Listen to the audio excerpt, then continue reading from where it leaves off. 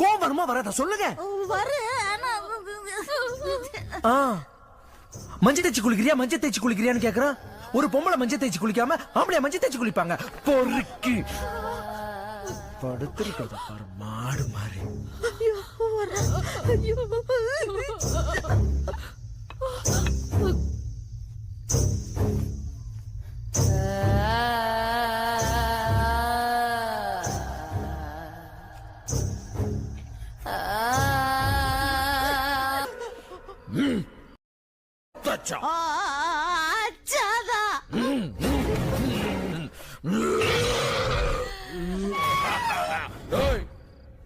बेटा आराम से खाओ.